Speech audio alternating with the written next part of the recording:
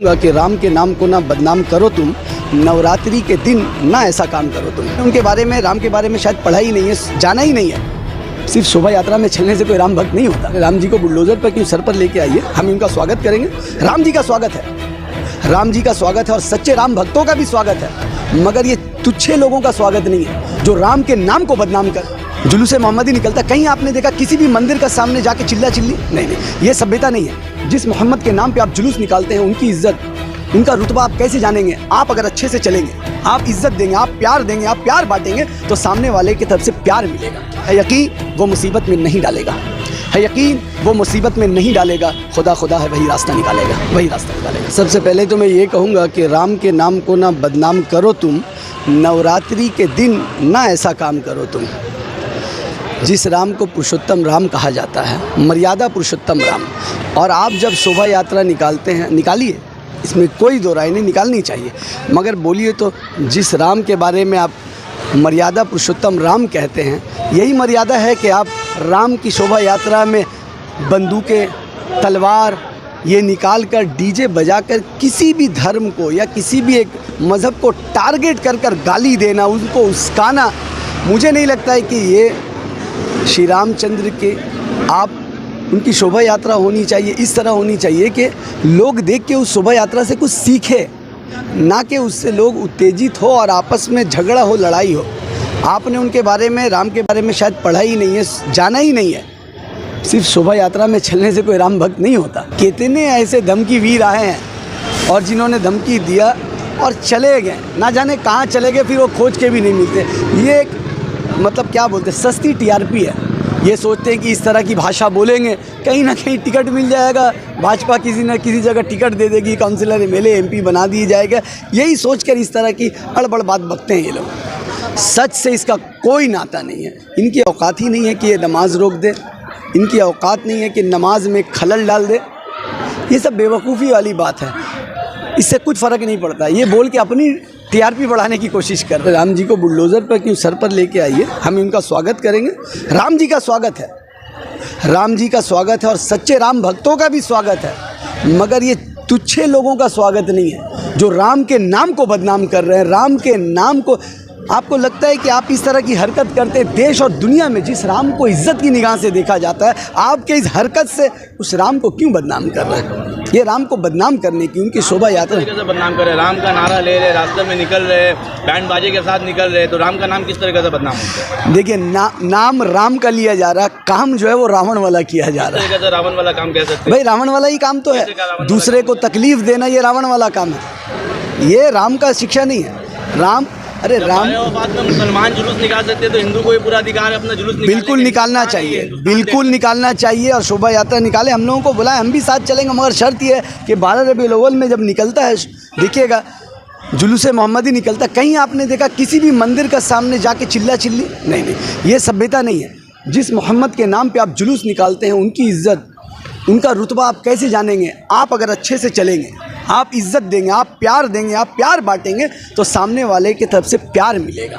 तो आपने कभी भी देखा कि जुलूस मोहम्मदी में किसी भी मंदिर का सामने झंडा लगा दिया गया हो, बांध दिया गया हो, या किसी हिंदू भाइयों को गाली दी गई हो? कभी आपने सुना है? पूरे हिंदुस्तान में कहीं एक रिकॉर्ड दिखा दीजिए। अरे वो शोभा यात्रा निकाले ना, आए ना हमारे यहाँ, वेलकम है, हम शरबत पिलाते हैं। ये लोग हैं जो, मैंने कहा ना, सस्ती टीआरपी, अपने आप को मतलब एक शॉर्टकट पकड़ लिया है कि हम 4 गाली देंगे मुसलमानों को, हमको कहीं ना कहीं से टिकट मिल जाएगा। ये सब गलत चीज़ है। सदियों से बनाया जा रहा है, बंगाल में भी मनाया जा रहा है, लेकिन इस तरह का जलसे जुलूस पहले नहीं होता था। इसका कारण क्या है अचानक से? देखिए, इसका मेन कारण है बीजेपी। बीजेपी चाहती है कि रामनवमी के बहाने वो अपना प्रचार करे, अपनी पार्टी का प्रचार करे। और बंगाल में जिस तरह भी कुछ दिनों से आप देख रहे हैं, मुसलमानों ने टीएमसी को नकारा है और अच्छे सच्चे प्यारे हिंदुओं ने बीजेपी को नकार दिया है। हर जगह उनके फॉलोवर, उनके वोट में कमी आ रही है, क्योंकि ये कब तक ये काटो मारो पीटो बांटो वाली राजनीति कब तक करेंगे?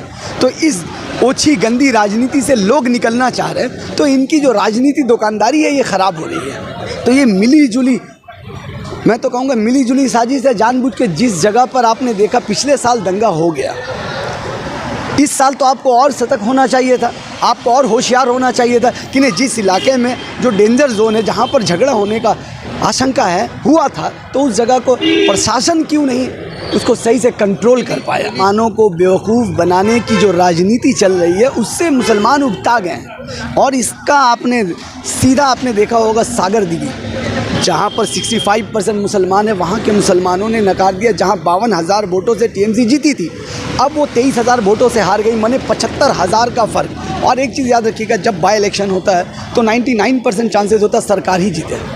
अगर ऐसे नॉर्मल इलेक्शन होता तो मेरे ख्याल से लगता 50-60 हज़ार वोट से। तो ये गुस्सा है लोगों का कि जब बेवकूफ़ बनाया जा रहा, कब तक बेवकूफ़ बनाएंगे। 10,000 मदरसा नहीं रिकॉग्नाइज करे तो वो हुआ क्या? अरे जैसा आप उर्दू को सेकेंड लैंग्वेज कर दिया जाएगा, किए क्या? वक़्फ़ बोर्ड के लिए आपने इतना कुछ कहा, क्या मिला हमें? कुछ नहीं। आप देखिए ना, स्ट्रक्चर कमेटी की रिपोर्ट क्या थी? एक बार उसके बारे में ममता बहन जी किसी भी मन से कहा है उन्होंने? अगर एक बार कभी कहा कि हाँ स्ट्रक्चर कमेटी की जो रिपोर्ट थी 2010 में कहती थी, जो 2011 में कह के आई थी, उसके बारे में क्या हम पूछते हैं तो उस सवाल को हटा दिया जाता है। बिस्मिल्लाह माशाअल्लाह सुभान अल्लाह सलाम करने से हमारा पेट नहीं भरेगा। हमारे नौजवान पढ़े लिखे बेकार घूर रहे हैं, डिग्रियां ले लेकर घर में सड़ रहा है, करे तो क्या करे, फिर कुछ नहीं कर रहे। वो अपने पॉकेट से दे रही है। वक़्फ़ बोर्ड का पैसा है और वक़्फ़ बोर्ड का पैसा वो सरकार का पैसा नहीं। अगर सरकार का पैसा होता, सरकार में ये आईनी नहीं कि आप चाहे इमाम हो या मुअज्जिन को देने की कैपेसिटी नहीं है, उनकी नहीं है। और ये जो लोगों में, मुसलमानों में एक झूठा भ्रम फैलाया गया कि इमाम और मुअज्जिन, हमारे इमाम मुअज्जिन किसी के 2,000-3,000 की ज़रूरतमंद नहीं है। अरे हमारे इमाम, हमारे मुअज्जिन, हमारे इमाम हमारे सर का ताज है, इस कौम व मिल्लत के सुल्तान है, हमारे लीडर है। 3,000-4,000 से आप क्या साबित करना चाहते हैं? ख़ास के मैं कह रहा हूँ कि ममता बनर्जी नहीं देती। ये वक़्फ़ प्रॉपर्टी जो ये हमारी आपकी जागीर है, ये हमारे पुरखों ने जो छोड़ के गए उसकी कमाई देते हैं, हमें क्या देते हैं? कि धर्म की राजनीति हो रही है। जिस तरीके से रामनवमी में जुलूस को निकाले गए, वहाँ कहीं भी टीएमसी का नारा या बीजेपी का नारा नहीं लिया गया, तो कैसे धर्म की राजनीति हो रही है? ये ज़रूरी नहीं है कि नारा लिया जाए, समझदारों को इशारा काफ़ी है। और ये अच्छा बताइए ना, जब ध्रुवीकरण होगा, जब हिंदू मुसलमान आपस में लड़ेंगे, फ़ायदा किसको होता है? आप बताइए फ़ायदा किसको होगा? जो कट्टरपंथी लोग हैं, जो कट्टरवादी लोग हैं, जो चाहते हैं इस देश के हिंदू और मुसलमान आपस में लड़ते रहें। कभी आपने सुना है इन लोगों के ज़रिए कि ये अपील करे आकर, हिंदू वाहिनी आके अपील करे या मुसलमान के नेता लोग को अपील करना चाहिए, टीएमसी अपील करे कि नहीं भाई, इस देश में हम लोग प्यार से, मोहब्बत से हज़ारों सालों से रह रहे हैं। आज अचानक ऐसा क्या हो गया 2014 के बाद कि मुसलमान में ऐसा कौन सा बदबू आ गया कि उससे इतनी नफरत हो गई? वक्त में सीएम का क्या काम है उनका? आप तो कहीं से भी देख सकती है। हर असेंबली में एमएलए भी आते हैं। तो हमारे इलाके में भी कभी आ जाए, मेरे इलाके में आ जाए, मेरे बस्ती में भी आ जाए, कभी टेंगरा में आके देख ले किसी मस्जिद में, वो जहाँ रहती है काली घाट के पास में। नहीं, उनको भी तो टीआरपी चाहिए ना, लाखों लोग उनको देखे। देखिए आंचल लगा के आप आइएगा, मुसलमानों को बेवकूफ़ बनाइएगा, कब तक बनाइएगा? क्या हमारा हक नहीं है कि हमें नौकरी चाहिए? क्या हमारा हक? आपको पता होना चाहिए कि 8,500 स्कूल बंद होने वाले हैं बंगाल में। 8,500 स्कूल बंद हो रहे हैं। हमारे हाथों से कलम को छीनने की साजिश चल रही है। हमारे हाथों, हमारे कांधों से स्कूल का बैग छीनने की साजिश चल रही है। ऐसे भी मुसलमानों को क्या कहते हैं? अभी जिस तरह का राजनीति हो रहा है, कह रहे पंचर पुत्र। अरे हम तो मेहनत करके खट के हलाल की कमाई पंचर से भी कमा लेते हैं, हमें हज़ारों करोड़ की चोरी करने की ज़रूरत नहीं है। कैसे कह सकते हैं यहाँ की सरकार इतना सारा काम करे, द्वारे सरकार लाए? मैंने चैलेंज किया, आपके इस माध्यम से भी कह रहा हूँ, और मैं मीडिया में बैठता हूँ तब भी कहता हूँ, मैं टीएमसी के नीचे से खुदरा नेता से लेके मेयर से लेकर सीएम तक ओपन चैलेंज है, कभी भी कमेंट्स में या जवाब दे दे या मुझे बुला ले, 5 काम मुसलमानों का इन 12 साल में गिना दे तो मैं समीर आलम कह रहा हूँ, मैं टीएमसी ज्वाइन कर लूँगा। अगर कोई माई का लाल है, मैं चैलेंज कर रहा हूँ, चैलेंज, भाषण सब ने दिया होगा, चैलेंज कर रहा हूँ। सबसे पहले तो वहाँ के ओसी के ख़िलाफ़ कार्रवाई होनी चाहिए, वहाँ के सीपी के ख़िलाफ़ कार्रवाई होनी चाहिए, क्योंकि सुरक्षा का जो इंतज़ाम है वो वहाँ के ओसी का होता है, वहाँ के पुलिस की जिम्मेदारी है। कहीं ना कहीं उनकी कोताही हुई है, तब जाके ये मामला हुआ है। अब आप सोचिए, मुझे बड़ा अफसोस होता है, चाहे वो हिंदू हो या मुसलमान हो, जोश में लड़के निकल तो जाते हैं, उसके बाद जब अरेस्ट होते हैं या कुछ लोग भीड़ में मारे जाते हैं, कभी उस माँ के बारे में सोचा, चाहे वो हिंदू माँ हो या मुसलमान माँ हो, कभी सोचा उस माँ ने कितने अरमानों से उस बच्चे को पाला था, पढ़ाया था, लिखाया था, सोचा था कि एक दिन वो लायक इंसान बनेगा, भीड़ में मारा गया, कभी सोचा उसके लिए? लेकिन नेशनल मीडिया दिखा रहा है कि मुसलमानों ने पत्थरबाजी की। देख देखिए, अब झूठ को नेशनल मीडिया जैसे गोदी मीडिया हो गई है। मैं भी देख रहा था, कल मैं मीडिया में कंटिन्यू बैठा हुआ था तो मैं देख रहा था कि लोग बात कर रहे हैं। उन्होंने कहा कि मीडिया को भगाओ, मीडिया को भगाओ। लोगों का इशारा मैं सुन रहा था, मगर एंकर की जो बातें थे, ये देखिए किस तरह चिल्ला रहे हैं, नारे लगा रहे हैं। देखिए, एक गुस्सा होता है, कभी कभी मीडिया पर गुस्सा कब होता है।